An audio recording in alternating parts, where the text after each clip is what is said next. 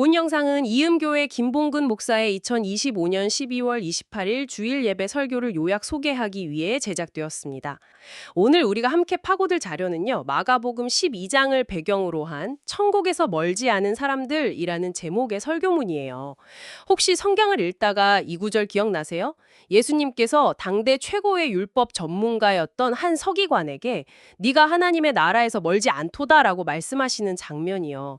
처음 들으면 와, 예수님께 인정받았네? 대단하다 싶잖아요. 그렇죠? 그런데 오늘 우리는 이 말씀이 과연 칭찬이었을지 아니면 실은 등골이 오싹해지는 경고였을지 그 진짜 의미를 한번 제대로 파헤쳐 보려고 합니다.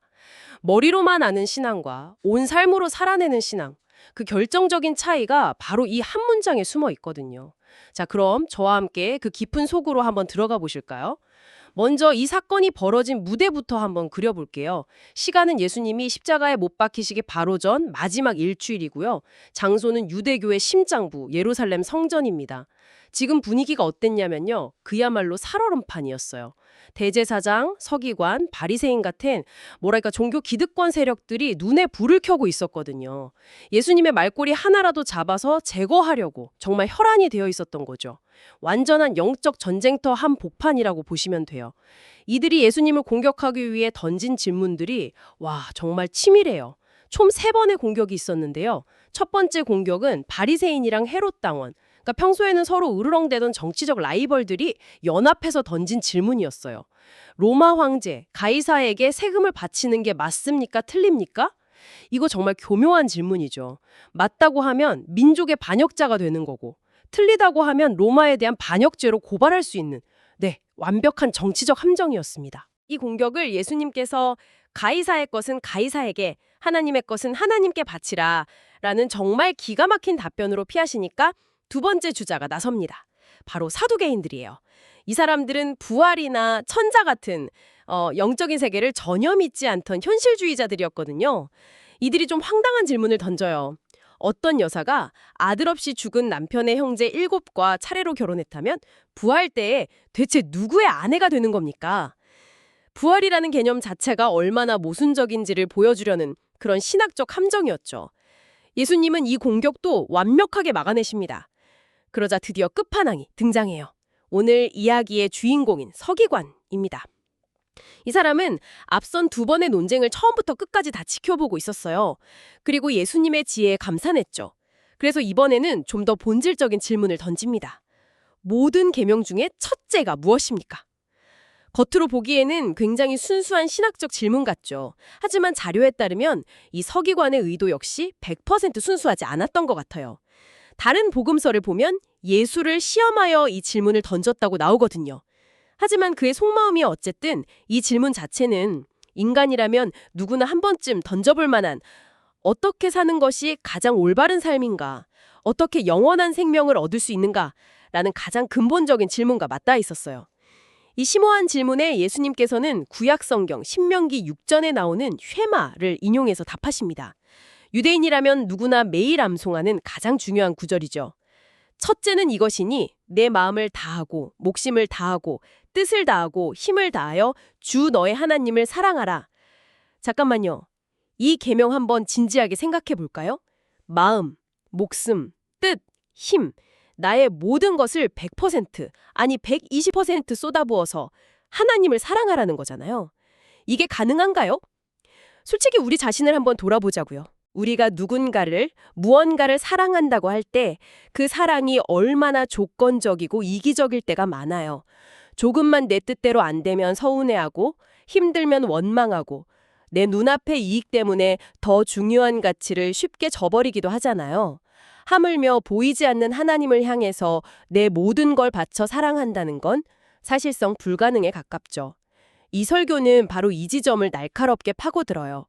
이 첫 번째 계명은 우리가 지키라고 주신 거라기보다 오히려 타락한 인간으로서는 절대 지킬 수 없다는 우리의 절망적인 상태, 그 불가능성을 똑똑히 보게 만드는 거울과 같다는 거예요. 그럼 뭐 어쩌라는 걸까요? 그냥 절망하고 끝? 아니죠. 바로 여기서 복음의 놀라운 반전이 시작됩니다. 이 설교가 제시하는 핵심 통찰은 이거예요. 인류 역사상 이 불가능한 계명을 단 한 분, 완벽하게 성취하신 분이 되시다는 사실. 누굴까요? 네, 바로 예수 그리스도죠.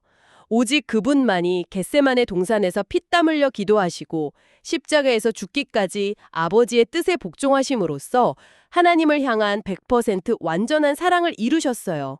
그러니까 이 계명은 우리가 지켜야 할 무거운 짐이 아니라 예수님께서 우리를 대신해서 이루신 은혜의 사건으로 바라봐야 한다는 거예요.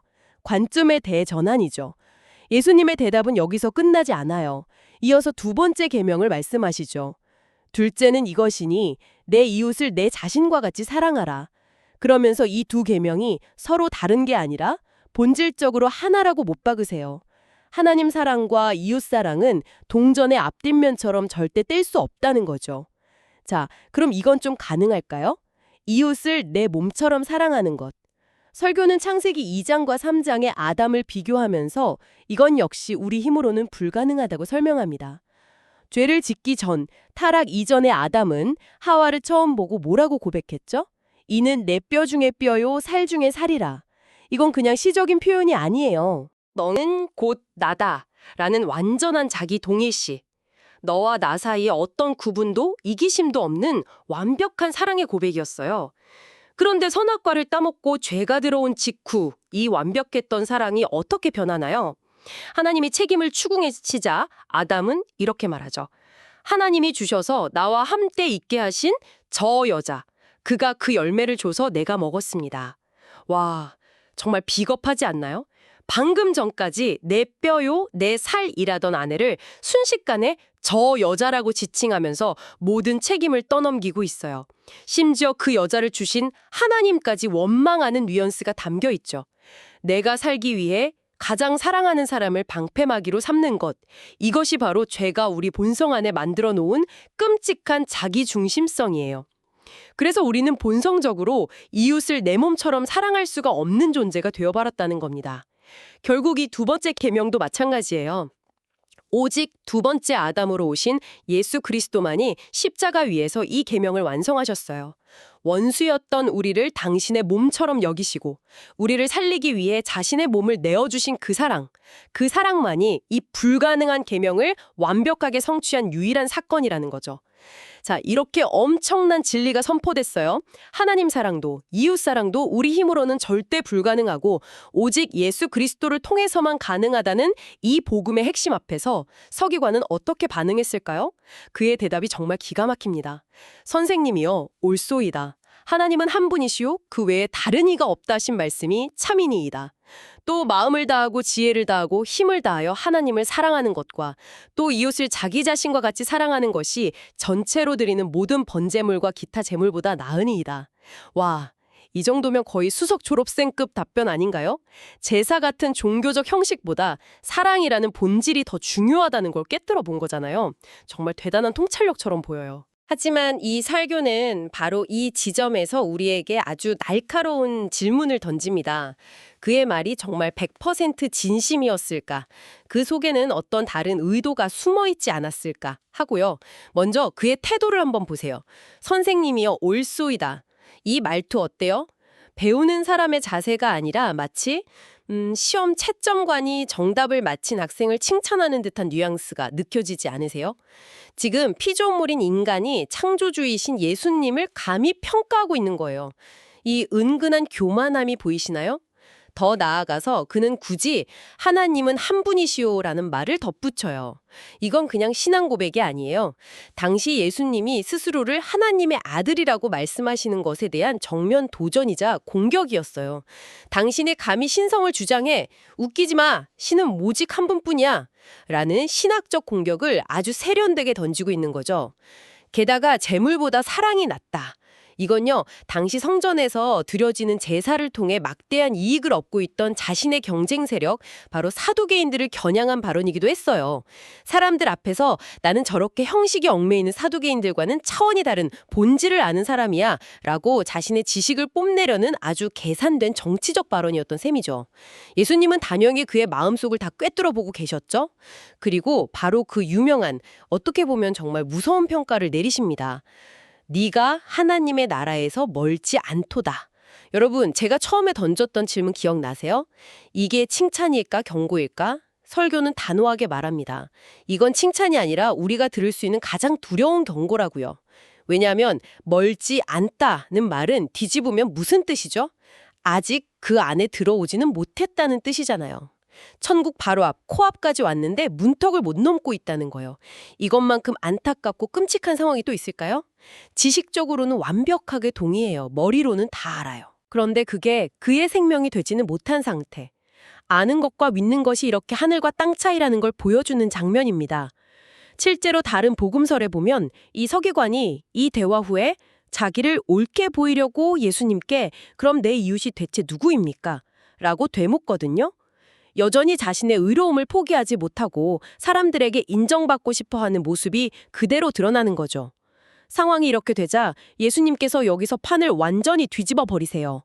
지금까지는 질문에 답하는 수비적인 입장이었다면 이제는 직접 질문을 던지는 공격수로 전환하십니다.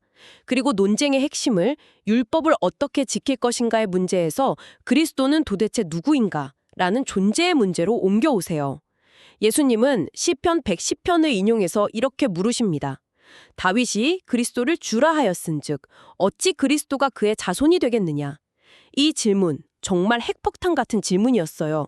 당시 유대인들은 모두 메시아, 즉 그리스도가 다윗 왕의 후손으로 태어날 위대한 인간 왕일 거라고만 생각했거든요. 다윗의 자손이라는 게 메시아의 거의 공식적인 칭호였죠. 그런데 그들의 가장 위대한 조상인 다윗 왕이 시편에서 성령의 감동으로 장차 오실 메시아를 뭐라고 불렀냐면 나의 주님, my lord, 아도나이라고 불렀다는 거예요. 아도나이는 보통 여호와 하나님을 칭할 때 쓰는 극존칭이거든요. 자, 여기서 풀 수 없는 수수께끼가 생기는 거죠. 어떻게 아들이 동시에 자기 조상의 주인이 될 수 있느냐? 이 역설적인 질문 앞에 당대 최고의 지성인들이었던 서기관들은 그 누구도 한마디도 대답하지 못하고 침묵에 빠져버립니다. 예수님은 이 질문을 통해 자신의 정체성을 스스로 드러내신 거예요. 나는 육신으로는 너희가 말하는 다윗의 자손으로 온 것이 맞다. 하지만 나의 본질은 너희의 조상 다윗이 경배했던 바로 그 창조주 하나님이다. 즉, 그리스도는 100% 완전한 인간이시면서 동시에 100% 완전한 하나님이시라는 이 놀라운 진리를 선포하신 거죠. 더 나아가 이 질문은 삼위일체의 신비까지 살짝 열어서 보여줘요. 서기관은 하나님은 한 분이라는 유일신 사상으로 예수님을 공격했잖아요. 그런데 예수님이 인용하신 시편 9절이 여호와께서 내 주께 말씀하시기를 이거든요. 성부가 성자에게 말씀하시는 장면이죠. 주께서 내 주에게 말씀하시는 이 장면을 통해 하나님의 유일하심이 그냥 외로운 단일함이 아니라 성부, 성자, 성령 세 인격이 여원전부터 완전한 사랑의 교제 안에 계시는 아주 독특하고 신비로운 한 분이심을 암시하고 계신 거예요. 그래서 성경이 하나님은 사랑이시다라고 선언할 수 있는 거고요. 자, 이제 모든 퍼즐 조각에 맞춰지는 것 같지 않으세요? 서기관이 갔던 길과 예수님이 제시하시는 길, 두 개의 길이 명확하게 보입니다. 서기관의 길은 뭐였죠? 율법에 대한 완벽한 지식을 바탕으로 자신의 행위와 의로움을 증명해서 구원을 얻으려고 했던 길이에요. 하지만 그 결과는 천국 문턱에서 멈춤이었죠. 그렇다면 우리가 저 불가능한 율법의 요구를 만족시키고 영원한 생명을 얻는 유일한 길은 무엇일까요? 바로 예수님이 제시하시는 그리스도의 길입니다. 이 길은 나의 지식이나 행위가 아니라 그리스도가 누구인지에 대한 올바른 믿음을 바탕으로 해요. 그리고 그 믿음을 통해 그리스도와 연합함으로써 영원한 생명을 지금 이 자리에서부터 누리는 길입니다. 그리스도와의 연합.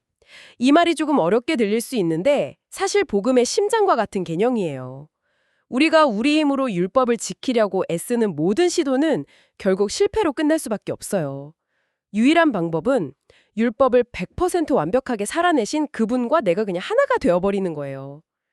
우리가 예수 그리스도를 나의 주님, 나의 하나님으로 믿고 내 마음에 영접할 때 성경은 우리가 그분과 신비하게 연합된다고 말해요. 그때부터 정말 놀라운 일이 벌어집니다. 더 이상 내가 내 힘으로 하나님을 사랑하려고 애쓰는 게 아니라 내 안에 사시는 그리스도께서 아버지를 완전하게 사랑하시는 그 사랑이 나의 사랑이 되는 거예요.